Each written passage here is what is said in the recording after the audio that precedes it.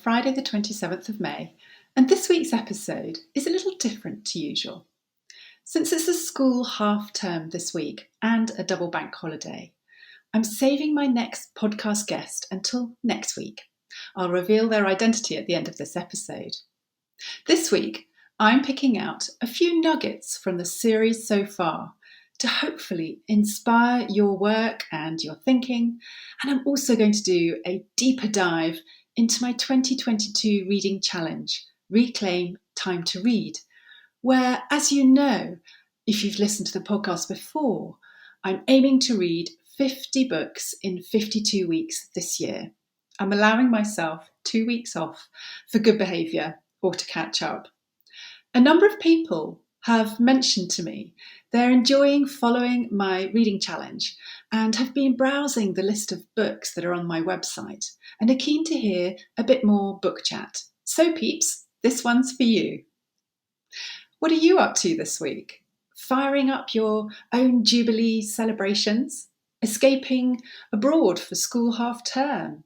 Are you meeting up with families and friends?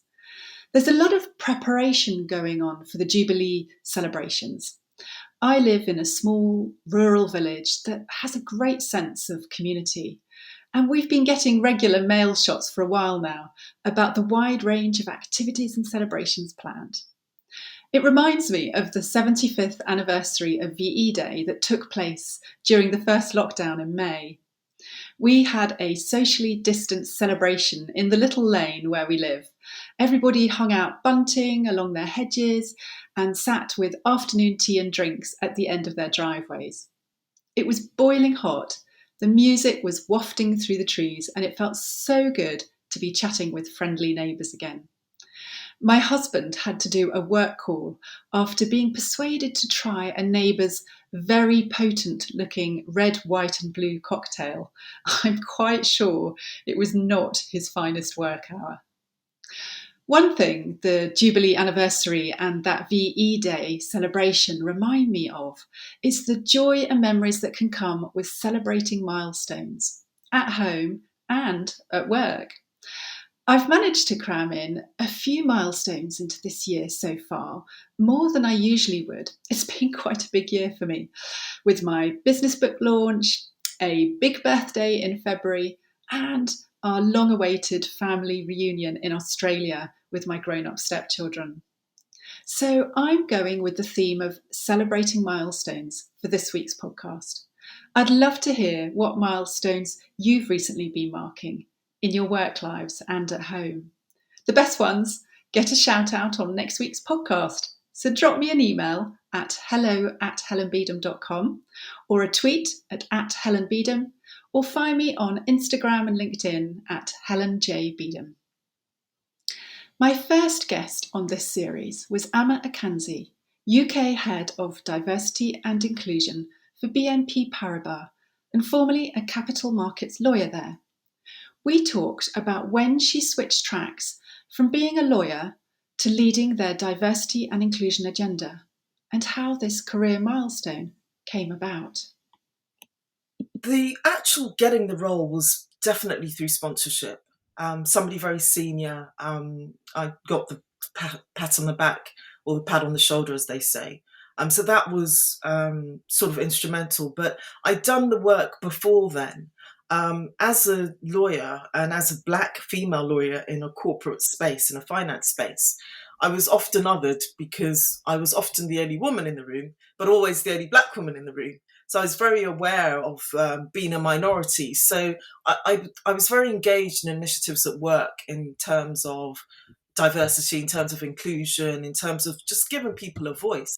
And actually, that's one of the reasons why I became a lawyer. Sort of because of my childhood, I kind of felt that somebody had to speak for people who couldn't speak for themselves, and law seemed the right avenue for me to be able to do so. So I'd always sort of done that, and through that sort of advocacy, through that sort of speaking up, through that engagement, the senior leader said, I think you'd be very good at this. And it struck me that actually, yeah, I've got the lived experience and I've got the passion, and I hope I have the understanding.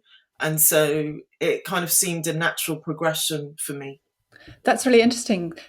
to hear how the act of putting your hand up and getting involved and speaking out and getting engaged on certain topics in the workplace, that raised your profile and helped people to notice you more and see the potential, and also obviously the commitment and the ambition you had as well. So it's a great reminder to us that if we want to succeed or climb up the career ladder, we have to be thinking about, okay, what more could I be doing or doing differently that might bring me into contact with different people who might be able to help me in my career, or who might, notice what I'm doing and what I bring to the table.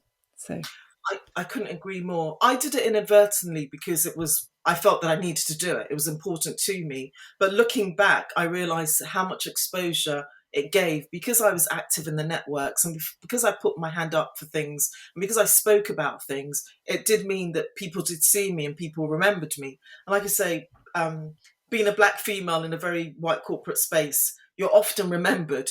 So it was important for me that I was remembered for the right reasons, but I hadn't strategically worked out that that would lead to something else. So I completely agree with you. I think people should, it's difficult because you're busy doing your day job and sometimes juggling the family as well. But I do think that it is important to be noticed, to engage, and not because you're doing it because you're thinking about the next thing, but find something that works for you, find something that you're interested in, and sort of make. Somebody was sort of saying, what are you known for? What do you stand for? And I remember thinking, gosh, that's quite daunting. And then I realized, well, actually, if you do believe in something, and if you're engaged in something, that is who you are. So I would really encourage people to do that, especially women, because I think men do that naturally anyway. They're very good at selling themselves, their stories, their skills. And women tend not to want to do that. It's often seen as bragging. And there is a fine line, but I do think you really do have to make sure that you are seen, because if you aren't seen, then people aren't going to talk about you when you're not in the room. And often you want to be talked about for the right reasons. yeah. As Amma says, she hadn't consciously planned or worked towards this milestone. It took a nudge from a senior colleague to open her eyes to the idea of taking on this new role. But then she realised that it was a way of recognising and building on all the work and effort she'd been putting into creating inclusive conversations while in her lawyer role. And her advice, to find something that you're interested in, that you believe in, and get noticed for that, is a great way to open up future possibilities. My second guest, communication expert, coach, and author Janie Van Hall, shared a wonderful reflection about reaching a milestone in her career and life, where she finally learned to trust her expertise and experience and to start banishing that imposter syndrome that can breathe down all our necks. And so, thinking back about the way your career's evolved and the different clients you've worked with and the different organisations and situations you've been in, is there anything in particular that at some time or another you have found quite stretching or difficult that's led you perhaps to develop some new skills or tools in your toolbox, or simply a way of dealing with, maybe uncomfortable or challenging situations? Mm. I mean, I said to someone recently, now I'm in my mid 50s. As my body goes south, my confidence goes north. And that's really lovely. So I think I've been in many situations where I have really felt like an imposter. I'm a classical theatre actress trying to work with groups of leaders and inspire them to behave differently. It feels like the gap is so enormous. But the beautiful thing of just continually putting myself in that situation over the years, both in the UK and internationally, is that I just have really begun to trust myself. And that feels wonderful, actually, because, and I think it's one of the things I learned from being a Samaritan, is that it's not my job to fix. It's not my job to find the answer to everything. It's my job to create conditions where people can explore their own motivations, or find their own answers. So actually the big thing that I've learned, even though I've been really sometimes thinking, I remember walking up the steps at the Foreign Office once years ago, and it's a beautiful, grand, amazing building. And I was walking up the steps, and I was thinking, what on earth? I mean, how did I get here? What am I doing here? But actually, the great privilege is to realize that everybody's the same, really. There's a lovely, I think the Italians say, at the end of the day, all the chess pieces go back in the same box, and I think that really what I have had the privilege of uncovering is that even the most senior leaders are filled with self-doubt, or have good days and bad days, or don't have the answers, or as I share at the end of my book, some of them are in really dark and difficult places, and actually that has given me great courage to be bold and brave with people, because it's like what I was saying about Robert Downey Jr. Truthfully, underneath, we all just want to find the connection. So Yes. it's given me a lot of courage to trust myself in those environments. I don't have to be perfect. Yeah. Isn't that great? What a wonderful milestone to reach and enjoy. The ability to feel confident with humility and without bragging about the knowledge and skills we've worked hard to gain, and in our own unique way of working and being with other people. Do listen to the start of Janie's episode to hear her brilliant anecdote about meeting Robert Downey Jr.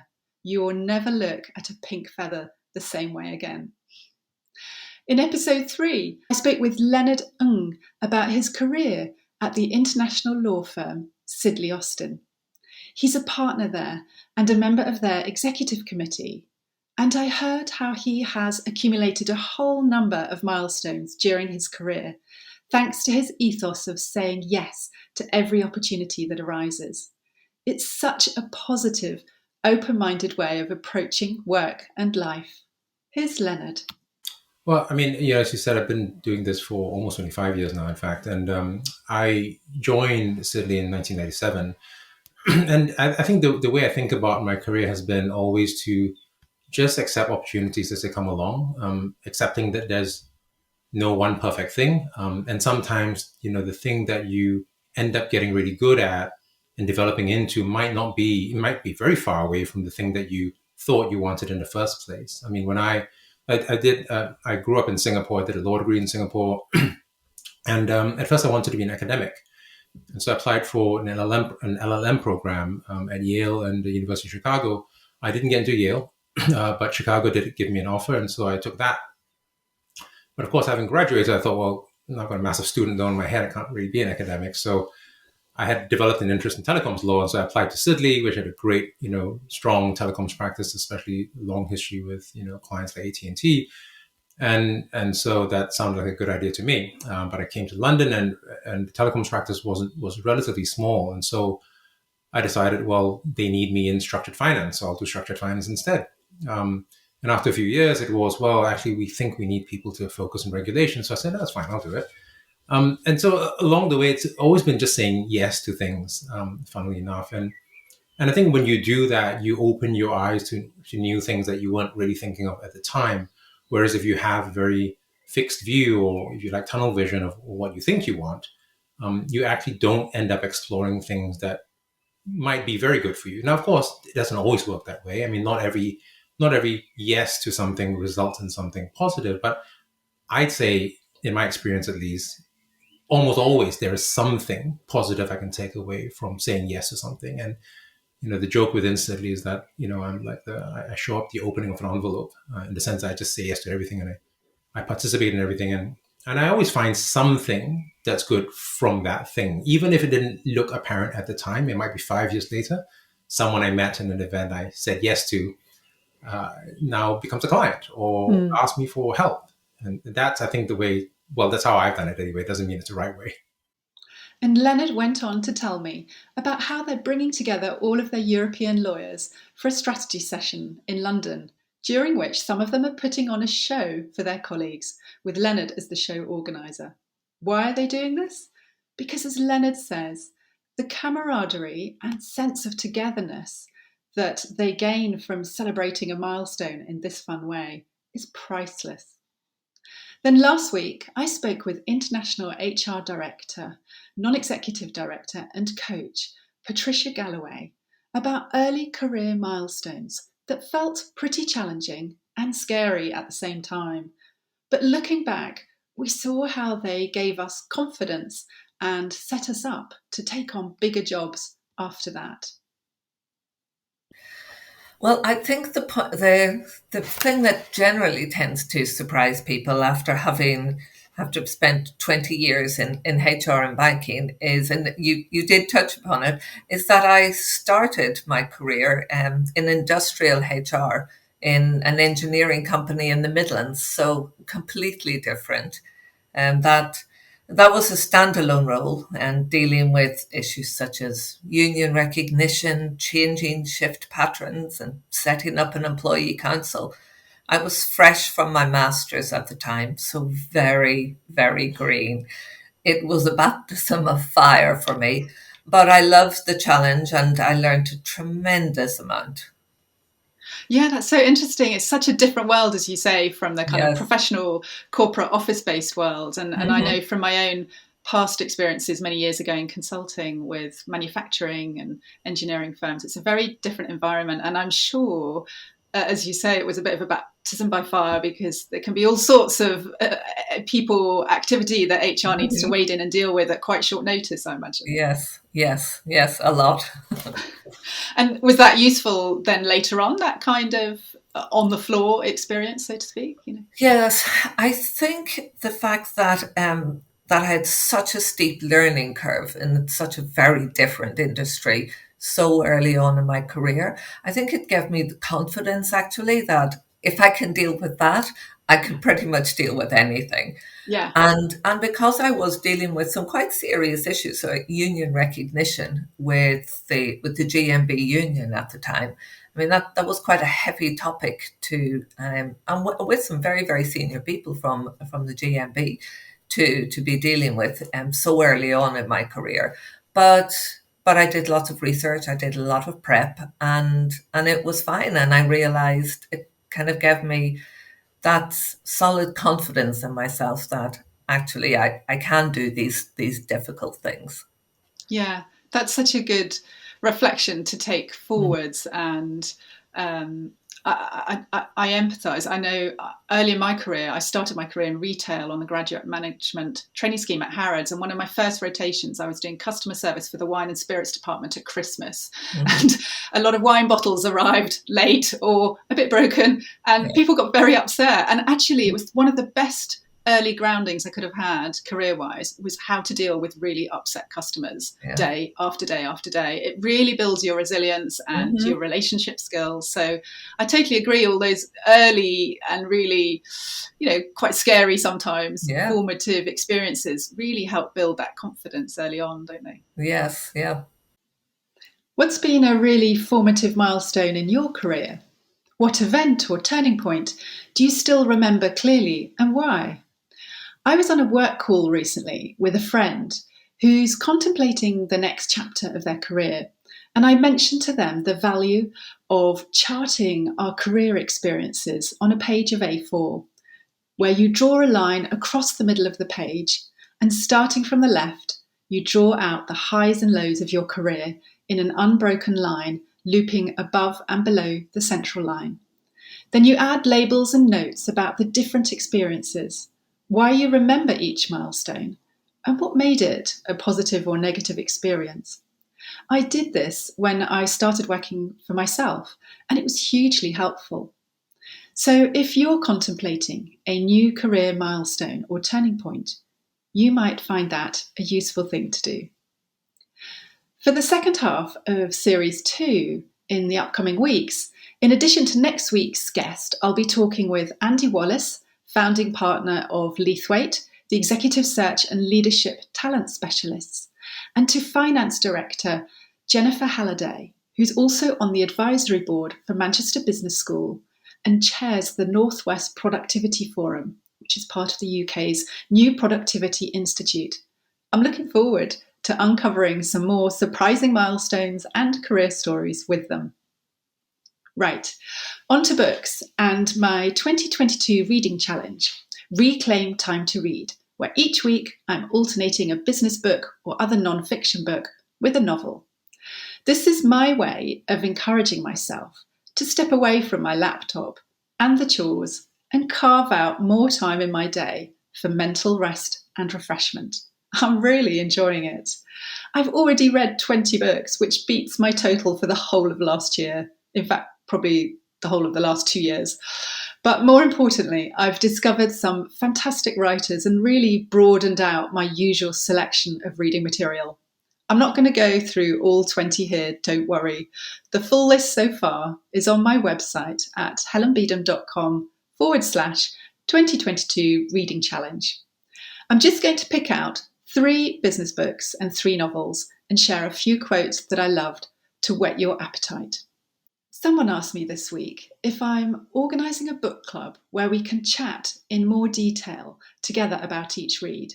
It is something I've thought about doing before, so if you're interested, please get in touch and let me know if you'd be up for joining it and what would work well for you. First up for business books is Range, How Generalists Triumph in a Specialised World by David Epstein, which I read in week 3. This is all about how, rather than becoming a deep expert in a narrow field, pursuing a broad range of interests helps us to think, learn, innovate, and problem solve better. He says that everyone needs habits of mind that allow them to dance across disciplines, an image I love, and that for learning that is both durable, i.e. it sticks, and flexible, i.e. it can be applied broadly, fast and easy is precisely the problem. Big mistakes can give us our best learning opportunities.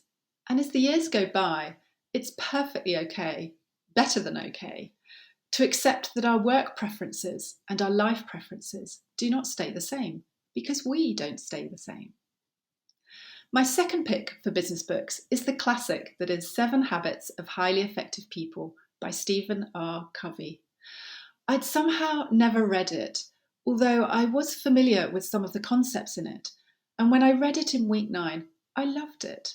His book is probably best known for its circles of concern and influence, which can help us to identify what is in our direct control, what we can indirectly control, and what we can't control at all, and what we can do in each case. But the book is much more than a set of models. It's about ways to live a rich and fulfilling life. He talks about the emotional bank account as a way of building up trust in a relationship, saying, people don't care how much you know until they know how much you care. It's so true. He goes on to describe the 5 levels of listening, ending with empathic listening, and how we shape our future by the way we react to the situations and conversations we find ourselves in. Here's another quote. In choosing our response to circumstances, we powerfully affect our circumstance. It's deep, thought-provoking stuff. My third and final pick for business books is The Authority Gap by Mary Ann Sieghart, which I read earlier this month. This really got me steaming, to the amusement of my husband, who manfully listened to quote after quote I read out about how women are perceived by both sexes as less authoritative than men and why. It plays out across many industries and fields, including media, publishing, and education. Did you know that women read books written by men, but far fewer men are prepared to read books written by women? Women are 65% more likely to read a non-fiction book by the opposite sex than men are. Mary Ann clearly flags up how women are biased against female authority too, thanks to centennia of social influences shaping our conscious and unconscious thought. In the final chapter, she shares some really practical lists for everyday things we can do to close this authority gap as colleagues, parents, community members, and more. With the novels, I've read such a wide variety that picking out 3 highlights has been quite thought-provoking. I rather enjoyed thinking them over. In week 4, I read Half of a Yellow Sun by Chimamanda Ngozi Adichie. It was published in 2013 and later released as a film, which I haven't yet seen, starring Tandy Newton, Chiwetel Ejiofor and Annika Noni Rose, nominated for various awards.